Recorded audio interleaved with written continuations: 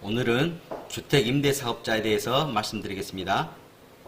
1강, 2강으로 나눌 텐데요. 오늘은 1강은 주택임대사업자 할까요 말까에 대해서 한번 설명하고, 다음 편 2강에서는 주택임대사업자 신문기사 읽어주기로 하겠습니다. 오늘은 주택임대사업자 등록 여부를 할까요 말까에 대해서 한번 말씀드리고, 주택임대사업자를 짧게 말해서 주임사라고도 합니다. 그래서 주택임대사업자를 해야 될까요 말까에 대해서 한번 이야기를 한번 해보겠습니다. 임대인은 처해진 상황이라든가 투자 목적에 따라서 주임사 등록을 할까 말까를 결정되기 때문입니다. 가장 간단히 말씀드리면 우선 10년 이내에 팔 생각이 없고, 또 임대인이나 그 가족이 10년 이내에 실거주할 계획이 없으시다면 주임사 등록을 하는 것을 권해드립니다. 그럼 여기서 반대로 10년 이내에 팔거나 자녀가 상황상 10년 이내에 직접 들어가서 산다면 또 어떤 불이익이 있을지도 궁금합니다. 10년 이내에 양도를 하는 경우에는 애초에 취득세 감면 혜택을 다시 반납해야 하고요. 그리고 과태료 부분도 있습니다. 이때 임대주택 사업자에게 팔 수 있어요. 주임사끼리 팔면 과태료가 없습니다. 일반인에게 팔면 과태료를 물게 되어 있고요. 여기서 다른 세금 혜택을 보는 부분은 반납해야 됩니다. 임대사업자끼리 팔면 과태료는 없고요. 또 일반인에게 팔면 과태료가 있다는 뜻이고, 또 세금을 그동안 혜택받은 부분은 반납을 해야 된다는 뜻입니다. 그럼 주택임대사업자를 할 때 어떤 장점이 있을까요? 주임사의 가장 큰 장점은 취득세 감면입니다. 취득세 감면을 85%나 되고요. 이 부분은 어마어마하죠. 이미 주택을 보유한 분이 투자 목적으로 다른 주택을 살 때 취득세가 중과되거든요. 두 번째 주택을 살 때는 8%, 세 번째 주택을 살 때는 12%의 높은 세율을 물어야 됩니다. 이런 경우에 새로 사는 주택이 아파트가 아니라면 주임사 등록을 하시면 됩니다. 이렇게 되면 취득세 중과를 맞더라도 실제로 납부하는 취득세 부담률은 1.2%에서 1.8%에 불과합니다. 이렇기 때문에 세금적으로 큰 부담이 없습니다. 여기서 중요한 점은요, 아파트는 배제가 돼야 됩니다. 아파트는 배제가 되고요. 주택 중에서 60제곱미터 이하가 되고요. 구축주택은 빼야 됩니다. 그리고 신축주택이어야 됩니다. 이 뜻은 아파트는 빼고 또 신축주택이어야 되고요. 구축주택은 빼고 60제곱미터 이하면 됩니다. 말이 좀 어렵죠. 아파트는 빼고요. 구축주택은 빼고 신축주택이어야 됩니다. 구축주택은 빼야 되기 때문에 신축주택을 마련하고 그 크기가 60제곱미터 이하여야 되고요. 그리고 주임사의 장점 중에 거주주택 비과세 제도가 있는데요. 또 다른 혜택 중에 하나입니다. 내가 살고 있는 주택을 팔 때 양도세 비과세 혜택을 받는 것이고요.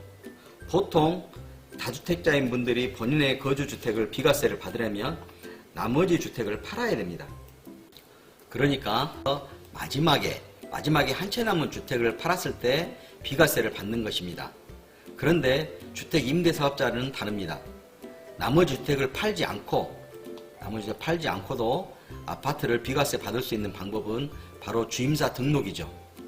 다시 말씀드리자면 여러 주택이나 오피스텔을 보유하고 있는 분이 본인은 아파트를 팔고 싶고 비과세를 받고 싶다면 아파트를 팔지 않고 그 외 나머지 주택을 주임사 등록을 해버리면 되는 것입니다. 주임사 등록을 해 놓은 후에 거주주택을 팔면 양도세 비과세를 받을 수 있습니다. 주택임대사업자는 의무사항이 있는데요. 의무사항 3가지를 한번 보겠습니다. 첫 번째는요, 10년 동안 전세든 월세든 상관없이 계속해서 임대를 줘야 됩니다. 그래서 집주인이나 가족이 실거주를 10년 동안은 실거주를 하면 안 됩니다. 임대 의무 기간 동안은 직접 집주인이 들어가 살 수가 없죠. 가족도 마찬가지로 살 수가 없습니다.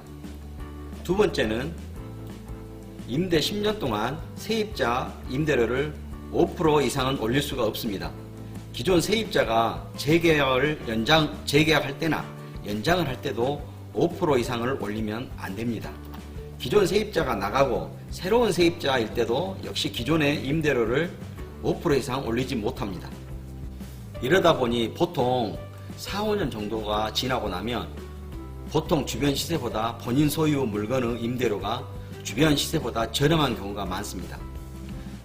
시세대로 받지 못하는 게 집주인의 입장에서 단점이고요. 그러니까 세입자 입장에서는 아주 좋죠. 왜냐하면 주변 시세보다 싸잖아요. 세 번째는 세입자와 임대계약을 맺게 되면 주택보증공사에서 전세보증금에 의무적으로 가입해야 됩니다. 그러니까 주택보증공사에 전세보증금에 대하여 의무적으로 가입합니다. 문제는 돈이 듭니다. 최소 10만원에서 100만원 이상의 보증료를 부담하게 됩니다. 보증료는 전세 금액과 임대인의 신용도에 따라서 달라지게 되는데요. 물론 보증료 전체는 집주인이 다 부담하는 것은 아닙니다. 집주인이 75%고요. 나머지는 25%는 세입자에게 부담하게 되어 있습니다. 가입 당시에는 집주인이 선 100%를 납입하고요. 가입 후 증서를 받아 세입자에게 보여주고 세입자에게 25%, 그러니까 세입자에게 25% 정도를 청구한 후 받게 됩니다. 집주인 입장에서 보증금 전액을 보증 가입하지 않고 보증금의 40%만 일부 가입하는 방법도 있다는 얘기를 들었는데요. 이 방법을 하면 돈을 줄일 수 있습니다. 보증금 보증에는 전부 보증과 일부 보증 두 가지 방법이 있는데요. 전부 보증은요, 전세금의 전액을 보증받는 것이고요. 일부 보증은요, 전세금의 일부만 보증받는 것을 말합니다. 일부 보증은 전세금의 최저 40%까지 가입할 수 있는데요. 예를 들면 전세금이 1억이라고 가정을 해볼게요. 전세금이 1억이면 전체 보증금으로는 1억을 가입하는 거잖아요. 일부 보증을 하게 되면 전세금 1억에서 최소 40% 이상을 가입해야 돼요. 그러니까 4천만 원만 가입해도 됩니다. 이게 바로 일부 보증입니다. 이렇게 되면 임대인 입장에서 보증료가 절반 이상 줄어들거든요.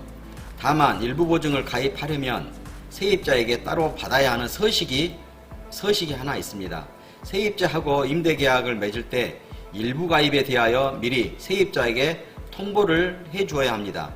또 세입자로부터 일부 가입 동의서 양식의 사인을 받아두면 나중에 임대인이 은행에 가서 주택 임대 사업자로서 주택보증, 전세보증 가입할 때 그 서식을 같이 제출해야 합니다. 세입자 입장에서 보면 집주인이 일부 가입만 해 놓았다 하더라도 세입자는 걱정이 없어요. 왜냐하면 집이 경매로 넘어가더라도 세입자는 전입신고만 제대로 해 놓았다면 배당을 받게 되는데 그때 세입자는 선순위권에 속하기 때문입니다. 보통 전세보증금의 60% 정도는 경매로부터 보호를 받을 수 있습니다. 나머지 부분이 문제인데요. 나머지 40% 정도의 부분은 전세보증보험을 가입한 보증공사로부터 받으면 되거든요. 그래서 세입자 입장에서 보면 굳이 집주인이 100%의 전세 보증 가입을 해주기만을 고집할 필요는 없습니다. 오늘 새롭게 알게 된 일부 보증 가입 방법도 있다는 점도 좋은 꿀팁인 것 같습니다. 시청자 여러분도 알아두면 좋을 것 같습니다.